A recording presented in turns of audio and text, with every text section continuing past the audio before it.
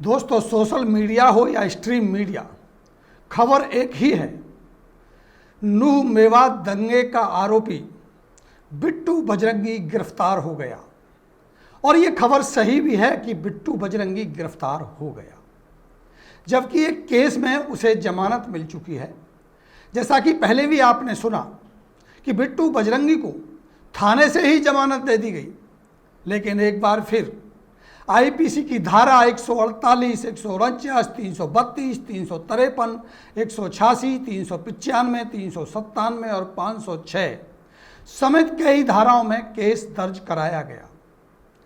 एक ही दिन में उसे अरेस्ट कर लिया गया, यानी जिस दिन एफआईआर कराई गई उसी दिन शाम होते होते बिट्टू बजरंगी को पुलिस ने गिरफ्तार कर लिया। और गिरफ्तार करने का जो वीडियो वायरल हुआ, उससे ये साबित हुआ कि जब बिट्टू बजरंगी को गिरफ्तार किया गया तो पुलिस के द्वारा की गई कार्रवाई उसके प्रति किस तरह की थी।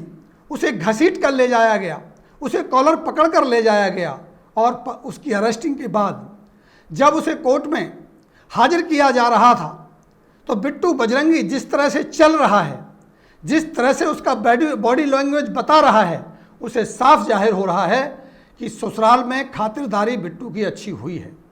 और उसके बाद बिट्टू बजरंगी को एक दिन का रिमांड भी मिल गया, जो आज ख़त्म हो जाएगा। आज के रिमांड के बाद बिट्टू बजरंगी को ससुराल में आराम फरमाने के लिए भेज दिया जाएगा। लेकिन इन सभी बातों के पीछे जो मीडिया में लोग सवाल उठा रहे हैं, बहुत सारे लोग सवाल पूछ रहे हैं, उन सवालों के जवाब तलाशना बहुत ज़रूरी है।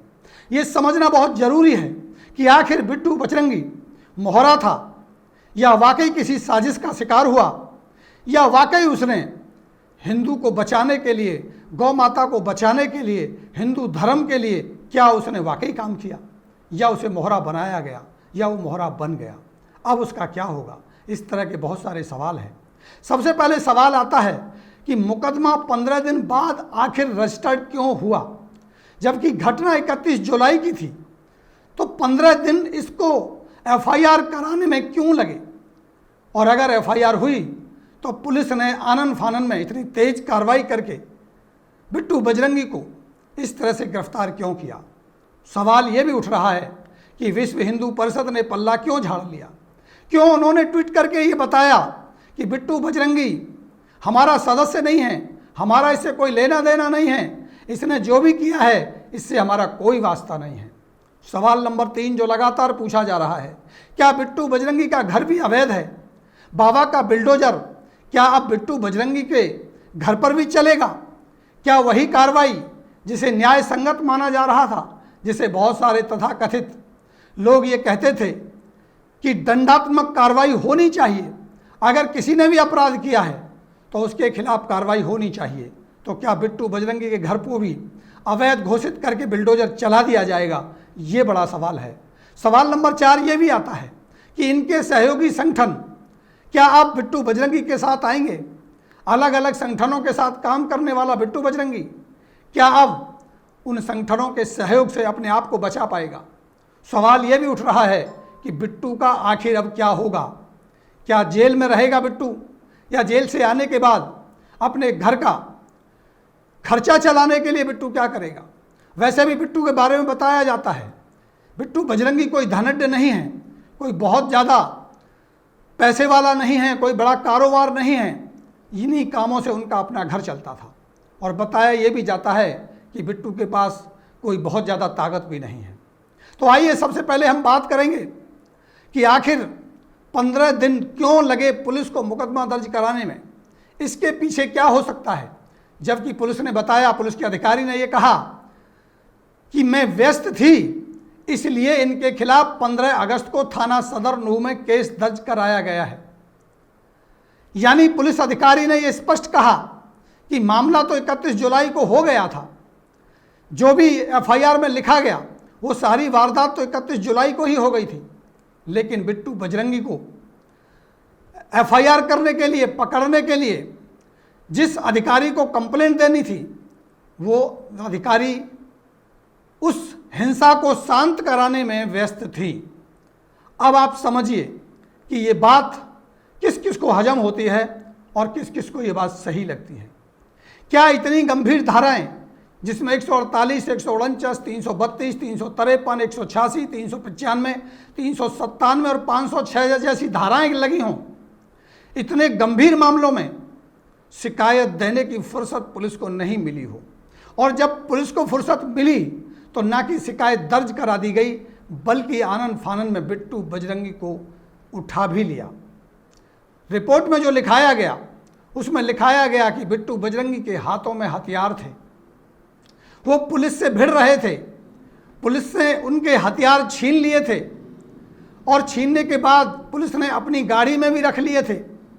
उसके बाद बिट्टू बजरंगी ने अपने 20 साथी समर्थकों के साथ पुलिस पार्टी के ऊपर धावा बोल दिया और उस धावे में उन सारे हथियारों को दोबारा से बिट्टू बजरंगी की टीम ने पुलिस से छीन लिया।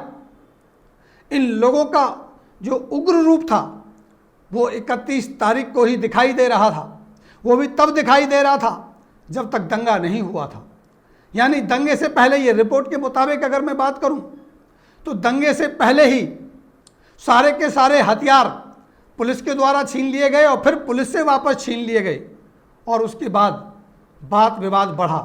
अब आप समझ सकते हैं कि इतनी बड़ी कार्रवाई, जो दंगे का मुख्य आरोपी माना नहीं जा रहा था, बल्कि इस रिपोर्ट के बाद ये साबित होता है कि दंगे का मुख्य आरोपी बिट्टू बजरंगी और उसकी टीम ही थी, तो आखिर उसके ऊपर एफआईआर दर्ज करने की फुर्सत क्यों नहीं मिली। 100 से ज़्यादा एफआईआर आनन फानन में कर ली गई, लेकिन एक एफआईआर बिट्टू बजरंगी के खिलाफ करने का मौका नहीं मिला या उन्हें समय नहीं मिला शिकायत देने का, जबकि माना यह जा रहा है इस रिपोर्ट के आधार पर भी कि बिट्टू बजरंगी ही इन पूरे के पूरे मामलों का दोषी है। अगर हम इसे राजनीतिक दृष्टि से समझें तो आप समझेंगे कि जेजेपी और बीजेपी की गठबंधन की सरकार हरियाणा में चलती है। जब पहले वाली कार्रवाई हुई जिसमें 100 से ज़्यादा एफआईआर लिखी गई, उसे साबित हो रहा था कि बीजेपी के दबाव में विशेष समुदाय के साथ जबरदस्त या यूँ कहूँ कि ताबड़तोड़ कार्रवाई हो रही है। उनके मकान भी गिराए गए, बिल्डोजर भी चलाया गया। लेकिन वोट बैंक की बात अगर करें तो उप मुख्यमंत्री दुष्यंत के साथ जो मुस्लिम का प्रतिनिधि मंडल मिलने के लिए गया है 2 दिन पहले, उसके बाद आनन फानन में ऐसा लगता है कि एफआईआर दर्ज की गई है। इससे साफ जाहिर होता है वोट बैंक की राजनीति को ध्यान में रखते हुए कहीं ऐसा तो नहीं कि पहले राउंड में बीजेपी ने अपनी वोटों को संभाला और उसके बाद उन्हीं की समर्थक पार्टी जेजेपी बाकी बची वोटों में सेंध लगाने के लिए, कार्रवाई करने के लिए बिट्टू बजरंगी को मोहरा बना दिया गया और उसके बाद उनके खिलाफ एफआईआर करके जो मुस्लिमों का प्रतिनिधि मंडल उप मुख्यमंत्री दुष्यंत चौटाला से मिलने गया, उनको सांत्वना देने के लिए, उनके साथ हमदर्दी जताने के लिए उन्होंने ये कार्रवाई कराई हो और ये कहा हो कि अब बिट्टू बजरंगी के खिलाफ भी कार्रवाई होगी, जबकि जो मुख्य आरोपी माना जा रहा था उसी केस में उसको जमानत मिल चुकी थी और जमानत भी थाने से मिल चुकी थी। उसी जमानत को लेकर के बड़े सवाल खड़े हो रहे थे, लोग आरोप लगा रहे थे कि आखिर बिट्टू बजरंगी के खिलाफ ये कार्रवाई क्यों नहीं हो रही। तो हो सकता है राजनीतिक दृष्टिकोण से जेजेपी ने बाकी बचे वोटों में सेंध लगाने के लिए ये कार्रवाई कराने की पहल की हो। असल बात क्या है ये तो हम नहीं बता सकते, सिर्फ कयास लगाए जा सकते हैं। लेकिन सवाल सबसे बड़ा यही कि आखिर इतना वक्त पुलिस को एफआईआर करने में क्यों लगा। दोस्तों, वहीं अगर हम दूसरे सवाल की बात करें तो विश्व हिंदू परिषद ने पल्ला झाड़ लिया, और उन्होंने ये पल्ला क्यों झाड़ लिया, आखिर ऐसी क्या बात थी कि बिट्टू बजरंगी को विश्व हिंदू परिषद ने ये कहा कि इससे हमारा कोई वास्ता नहीं है। ये कोई नई बात नहीं है, पहली बार विश्व हिंदू परिषद या किसी भी धार्मिक संगठन ने ऐसे मामले में अपना पीछा छुड़ाया हो। ऐसे होता रहा है, आगे भी होता रहेगा। वो सबके साथ हुआ, बहुत सारे लोगों के साथ हुआ। आइए पहले समझते हैं कि विश्व हिंदू परिषद का वो ट्वीट आपको दिखाते हैं। ये देखिए मेरे साथ जो देख रहे हैं कि उन्होंने आखिर क्या लिखा। उन्होंने असल में बिट्टू बजरंगी के लिए क्या कहा। उन्होंने लिखा कि राजकुमार उर्फ बिट्टू बजरंगी, जिसे बजरंग दल कार्यकर्ता बताया जा रहा है, उसका बजरंग दल से कभी कोई संबंध नहीं रहा। उसके द्वारा कथित रूप से जारी किए गए वीडियो सामग्री को भी विश्व हिंदू परिषद उचित नहीं मानती। दोस्तों, अब आप समझिए कि ये स्पष्टीकरण देने की आखिर विश्व हिंदू परिषद को आवश्यकता क्या पड़ी, जबकि आप देख रहे हैं अलग अलग वीडियो में बिट्टू बजरंगी हिंदू संगठनों के साथ भगवा पहन करके काम करता हुआ नजर आएगा, आपको अलग अलग बयान देता हुआ नजर आएगा। अब बताइए तो फिर इतने दिनों से ये क्या कर रहे थे? बिट्टू बजरंगी बार बार तलवार लहरा रहे थे, हिंदू बचाओ का अभियान चला रहे थे। अब खुद ही आप देखिए, ये जो भीड़ और भगवा के साथ वाला फोटो आप देख रहे हैं, ये आखिर किसके साथ है? ये कौन सा दल है? ये कौन सा संगठन है? ये फोटो कहाँ का है? ये रैली कहाँ निकल रही है? क्या ये अब विश्व हिंदू परिषद या हिंदू संगठनों के द्वारा प्रायोजित रैली नहीं है? अगर इसमें बिट्टू बजरंगी लगातार भाग ले रहा है तो क्या ये हिंदू संगठनों का कोई व्यक्ति नहीं है जिसमें भगवा ही भगवा दिख रहा हो, जिसकी मुख्य भूमिका में भाजपा के नेता कपिल मिश्रा शामिल हो रहे हों और बयान दे रहे हों, बिट्टू बजरंगी के साथ फोटो खिंचा रहे हों, बिट्टू बजरंगी के साथ वो अपनी वीडियो बना रहे हों, तो क्या अब बिट्टू बजरंगी किसी भी संगठन का व्यक्ति नहीं रहा? अब ये भी देख लीजिए, क्या ये काली टोपी खाकी पैंट अब ये क्या कहती है? क्या ये इस बात का प्रमाण नहीं कि बिट्टू बजरंगी हिंदू हैं? क्या ये इस बात का प्रमाण नहीं कि बिट्टू बजरंगी हिंदू संगठनों से जुड़े हुए हैं? क्या ये इस बात का प्रमाण नहीं कि ये हिंदुओं के लिए आवाज़ उठाते हैं, गौरक्षा की बात करते हैं, भारत को हिंदू राष्ट्र का दर्जा दिलाने की बात करते हैं? इसका मतलब तो ये हुआ कि हिंदू विचारधारा का समर्थक होना ये जरूरी नहीं कि वो बजरंग दल का व्यक्ति हो, ये जरूरी नहीं कि वो विश्व हिंदू परिषद का कोई सदस्य हो। अब विश्व हिंदू परिषद के लिए या विश्व हिंदू संगठनों के लिए अलग से मेंबरशिप लेनी पड़ेगी, अलग से कोई प्रमाण पत्र मिलेगा? ये बहुत बड़ा सवाल खड़ा होता है। और ये सवालों के ऊपर जो प्रशांत कनौजिया लिखते हैं वो बहुत सटीक बात लिखते हैं और इस बात की ओर इशारा करते हैं कि युवाओं को भटका करके इसी तरह से इस्तेमाल किया जा रहा है। ये प्रशांत कनौजिया का जो ट्वीट है ये स्पष्ट इस ओर इशारा करता है। प्रशांत कनौजिया लिखते हैं, युवाओं ध्यान दो, ये कैसे धर्म के नाम पर तुम्हारा इस्तेमाल कर रहे हैं और जब मुश्किल आएगी तब बयान जारी करके कन्नी काट लेंगे। अभी भी वक्त है, ये एनर्जी पढ़ाई और अच्छी नौकरी पाने में लगाओ, आर्थिक रूप से संपन्न बनो और माँ बाप को वर्ल्ड टूर पर लेकर जाओ। कोई धर्म खतरे में नहीं है, खतरे में तो फर्जी हिंदुओं का व्यापार है।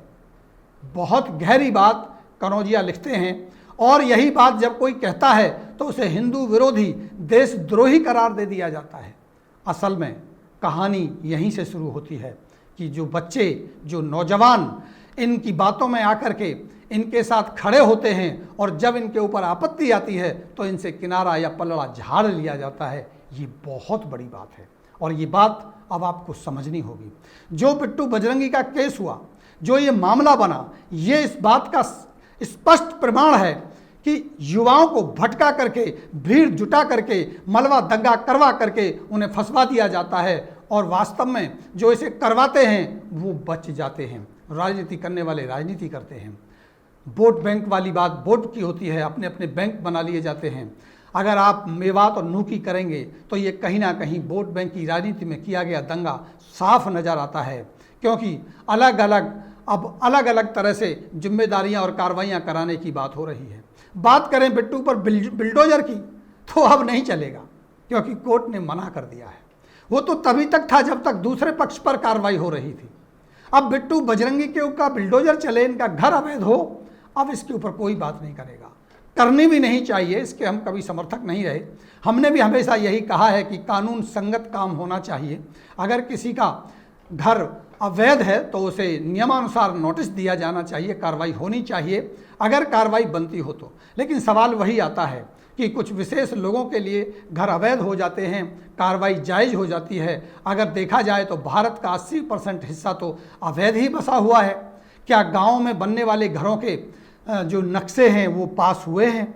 क्या उनके प्लान बनाए गए हैं? क्या शहरों में बस रही कॉलोनियाँ जितनी भी हैं उनके नक्शे पास हुए हैं? जिन सैकड़ों कॉलोनियों को सरकार ने पास कराया, क्या उन घरों के नक्शे पास हो गए हैं?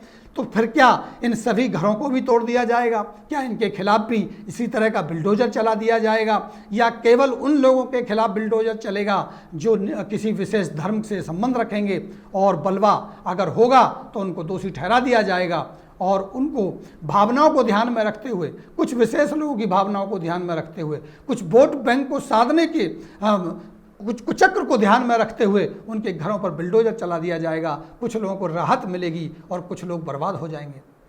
भला करे कोर्ट का कि उन्होंने संज्ञान लिया, ये अलग बात है कि उन जजों को ही बदल दिया गया, लेकिन अब सवाल क्या ये आएगा कि जो बिट्टू बजरंगी का घर है वो भी तो अवैध है, क्या उसका भी नक्शा पास हुआ है? क्या अब उसको भी नोटिस दिया जाएगा और नोटिस दे करके निश्चित कार्रवाई के बाद उस घर को भी गिरा दिया जाएगा? क्या ये पनिशमेंट होगा? लेकिन दोस्तों ऐसा लगता नहीं है कि ये पनिशमेंट होगा, क्योंकि वोट बैंक की राजनीति थी, वोट बैंक को साधने और संभालने का काम लगातार चल रहा है। तो ये प्रश्न नगण्य हो जाता है कि बिल्डोजर अब बिट्टू बजरंगी के घर पर चलने वाला है, तो ये आप भूल जाइए। इसके साथ कोई संगठन अब आएगा क्या, जो अगला सवाल सबसे ज़्यादा पूछा जा रहा है। अब कौन कौन से संगठन होंगे जो इनके साथ खड़ा होगा, कौन कौन से ऐसे लोग होंगे जो इनकी जमानत कराने में जो खर्चा होगा वो करेंगे। अब इनके परिवार को चलाने के लिए भले ही बिट्टू बजरंगी ने शादी ना की हो, लेकिन उनका परिवार तो है, खर्चे तो हैं, उनका अपना स्वास्थ्य तो है, क्या अब उनकी जिम्मेदारी कोई लेगा? तो ये बड़ा सवाल है। अब तो कुछ समाज से भी सहानुभूति में आकर के बिट्टू बजरंगी की मदद में जरूर आएंगे, और ऐसा देखा भी गया है। कुछ लोगों के बयान भी आ रहे हैं कि बिट्टू बजरंगी का हम साथ देंगे, और इसलिए साथ देंगे क्योंकि बिट्टू बजरंगी को गुमराह करके इस सारे के सारे मामले में बलि का बकरा बना दिया गया। ऐसा किसी और के साथ ना हो।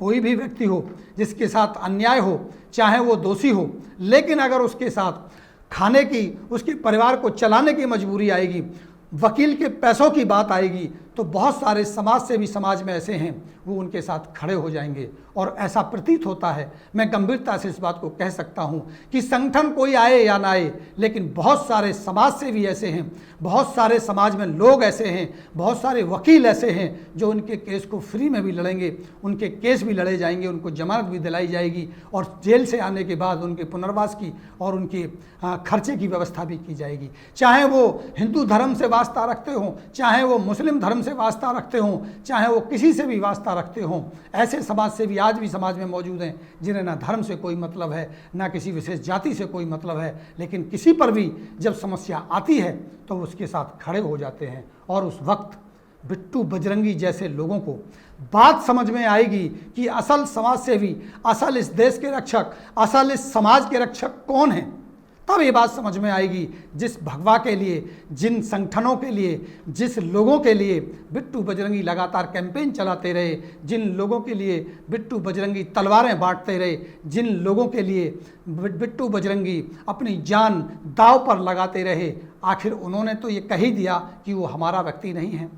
तो आज बिट्टू बजरंगी ससुराल में शांति से आराम करते हुए इस बात को जरूर सोचेंगे कि आखिर उनका साथ किसने दिया और किसने उनका साथ छोड़ दिया। मैंने खुद जब बिट्टू बजरंगी से इंटरव्यू किया था तो उनके शब्दों में मैंने ये कशिश देखी थी, मैंने उनके शब्दों में ये दर्द देखा था। उन्होंने ये बातें मुझे पर्सनल विदाउट ऑफ कैमरा ये कहा था कि कोई किसी का नहीं है। उन्हें ऐसा एहसास हो रहा था कि वो फंस चुके हैं, ऐसा उन्हें लग रहा था कि उनसे गलती हुई है। कुछ लोगों के बहकावे में, भड़कावे में आकर के उन्होंने जो कदम उठाया है उसका दंश उनको सहना पड़ेगा, ऐसा उनका जो भाव था उससे प्रतीत हो रहा था। ये जो तलवारें आप देख रहे हैं मेरे साथ में, ये जो वीडियो आप लगातार देख रहे हैं, ये जो भगवा यात्रा जो इनको सजा दिलाने में काम आएंगी, ये जो आप देख रहे हैं, ये इस बात का प्रमाण भी है कि बिट्टू तो कुर्बान हो गए। अब उनको कोई नया सिरफिरा मिलेगा, बिट्टू की जगह कोई नया बिट्टू आएगा और वो इनके काम को करेगा, और यही सब चलता रहेगा, यही सब देश में चलता रहा है। लेकिन इनके लिए काम कौन करेगा, यानी बिट्टू के लिए काम कौन करेगा, अब ये बड़ा सवाल है। दोस्तों यकीनन इस बात को प्रमुखता से कहना चाहिए कि देश एक है, समाज एक है, हमें देश के लिए काम करना चाहिए। और देश में सबसे ज़्यादा काम आने की बात अगर कोई होती है तो वो ये होती है कि आप स्वयं सफल हो जाएं, आप स्वयं सक्षम हो जाएं, आप अपने परिवार को का पालन पोषण करने में, आप अपने आप को आगे बढ़ाने में जब आप काम करते हैं तो देश मजबूत होता है, ना कि इस तरह के क्रियाकलापों में शामिल होकर देश मजबूत होता है। देश मजबूत होता है जब देश को व्यापार करके ज़्यादा से ज़्यादा टैक्स दिया जाता है। देश जब मजबूत होता है जब कारोबार बढ़ा करके देश की इकोनॉमी को ग्रो कराया जाता है। और कनौजिया जी बहुत अच्छी बात कहते हैं कि आप अपने काम में व्यस्त रहिए, अपना काम कीजिए, पढ़िए, और अपने माता पिता को वर्ल्ड टूर कराइए, दुनिया घुमाइए। यही सबसे बड़ा हिंदुत्व है, यही सबसे बड़ी देशभक्ति है और यही सबसे बड़ा काम है। आज इस पूरे घटनाक्रम ने बहुत सारे लोगों को सबक दिया होगा। अभी तो वो बेचारे जो 20 लोगों के नाम बिट्टू बजरंगी ने लिए होंगे, जो इनके साथ गए होंगे, वो इस बात की चिंतन कर रहे होंगे, वो इस बात की चिंता कर रहे होंगे कि अब उनका क्या होगा। अगर आज विश्व हिंदू परिषद ने पल्ला झाड़ा है तो कल बजरंग दल भी पल्ला झाड़ लेगा। वैसे तो बजरंग दल का ही एक तरह का ट्वीट आ ही गया है विश्व हिंदू परिषद के माध्यम से। और अब जो तथाकथित भाजपा का नेता है कपिल मिश्रा, जो लगातार उत्साही भाषण देता रहता है, लोगों को भड़काता रहता है, लोगों को इस धर्म की आग में झोंकता रहता है, अब वो भी चुप रहेगा? क्या अब ऐसे नेता का कोई बयान आएगा? क्या अब ऐसा नेता बिट्टू बजरंगी से मिलने के लिए जेल में जाएगा, उनकी जमानत कराएगा? ये बड़े सवाल खड़े हो गए हैं। लेकिन सवाल ख़त्म नहीं होंगे, बहुत सारे सवाल हैं, लोगों के बहुत सारे सवाल हमारे को भी आए हैं, हमारे पास फ़ोन भी आए हैं। जब हम वीडियो चलाते हैं तो हमने बिट्टू बजरंगी की वीडियो भी दिखाई है, उनका पक्ष भी रखा है और हमने दूसरे लोगों का भी पक्ष रखा है। हमने वो वीडियो भी दिखाई जो जाटों ने अपनी बात रखी थी और आज उन्हीं की बात पर मोहर लगती हुई नज़र आती है, जो कह रहे थे कि ये सब प्रायोजित है, ऐसे किसी भी दंगे में हम साथ नहीं देंगे। हमने भी उनकी प्रशंसा की, बहुत सारे लोगों ने उनकी प्रशंसा की, उनकी बात को बहुत ही ज़्यादा देश ने स्वीकार किया। देश अब इस ओर बढ़ रहा है कि वो धर्म और जाति के दंगों से आगे बढ़ करके अपनी कामयाबी और देश की कामयाबी और देश को मजबूत बनाने की बारे में सोच रहा है। देश अब इन तथाकथित हिंदू संगठनों के, या मैं कहूँ कि तथाकथित इन हिंदूवादियों के, या मैं कहूँ कि तथाकथित इन धर्म के नाम पर ठेकेदारों के बहकावे में आने वाला नहीं है। ये सारा का सारा नूह मेवात के दंगे का जो घटनाक्रम हुआ है, ये इस बात का प्रमाण है कि आपको जागरूक होना चाहिए, आपको भाईचारे को कायम रखने के लिए आगे आना चाहिए। हिंदू हो, मुसलमान हो, सिख हो, ईसाई हो, सभी लोगों को आपस में मिल के रहना चाहिए। अब इस ओर इशारा होने लगा है। और सबसे बड़ा सवाल दोस्तों ये भी आता है कि अगर आप कामयाब होंगे तो देश कामयाब होगा, जैसा कि मैंने पहले भी कहा है। सबसे बड़ा सवाल अब ये भी आता है कि देश तभी आगे बढ़ेगा जब हम सब मिल करके एक निश्चित समाज के साथ, एक पूरे देश की एकता के साथ काम करेंगे। और देश इस बातों को अब समझने लगा है, क्योंकि ये सोशल मीडिया का ज़माना है, इस पर हर तरह की बात हो सकती है। आप गलत बात भी फैला सकते हैं, आप अच्छी बात भी फैला सकते हैं। जिन लोगों ने अच्छी बातों को फैलाया, जिन्होंने अपने अच्छे विचारों को दिया, जिन्होंने समाज को जोड़ने की बात की, उनके लिए हम शुक्रगुजार हैं, हम उनका धन्यवाद भी करते हैं। और ऐसी खबरों के लिए भी हम उन्हें आगे भी प्रसारित करने का काम करेंगे। जो लोग समाज को खंडित करने का काम करेंगे, जो धर्म के नाम पर देश को तोड़ने का काम करेंगे, ऐसे लोगों के लिए हमारे पास कोई जगह नहीं है, हम उनका कोई समर्थन नहीं करेंगे। ये हमारा अपना विचार है। अब आपको कैसा लगता है ये आप तय करेंगे। अगर आपको वीडियो अच्छा लगता है तो आपको जनहित में से शेयर करना चाहिए और देखेंगे कि अब आगे बिट्टू बजरंगी का रवैया क्या रहेगा। क्या बाहर आने के बाद जमानत तो मिलेगी, केस तो चलेगा, सज़ा होगी या नहीं होगी ये बात की बात है, लेकिन जब बिट्टू बजरंगी बाहर आएगा तो उसके बाद, या उनके साथी जो जेल जाएंगे उसके बाद बाहर आएंगे, उसके बाद उनके कार्यकलाप किस तरह के होंगे, उनकी सोच किस तरह की होगी, ये देखना होगा और इस पर हमारी नज़र बनी रहेगी। क्या एक बार फिर उसी तरह का माहौल, उसी तरह से बिट्टू बजरंगी उसी जोश के साथ तलवारें बांटते हुए, भगवा कपड़ों में लिपटे हुए और जोश और जुनून के साथ इसी तरह की बातें करते हुए दोबारा नजर आएंगे और ताकत से नजर आएंगे, या आत्ममंथन के साथ विचार करते हुए इस बात पर निर्णय करेंगे कि उन्हें समाज हित के लिए समाज सेवा का काम करना है, देश को एकता का काम करना है, देश को धर्मों में नहीं बांटना है, देश को जातियों में नहीं बांटना है, हमें भाईचारे के लिए काम करना, एक दूसरे की मदद करने के लिए काम करना है। और शायद मुझे ऐसा लगता है कि इस घटना के बाद जब समाज से भी बिट्टू बजरंगी के समर्थन में जाएंगे और जो बड़े बड़े संगठन जो उनके साथ खड़े रहने की वकालत करते थे वो पीछे हटते हुए नजर आएंगे, तो बिट्टू बजरंगी को आत्मचिंतन जरूर होगा, उन्हें आत्मज्ञान का बोध जरूर होगा।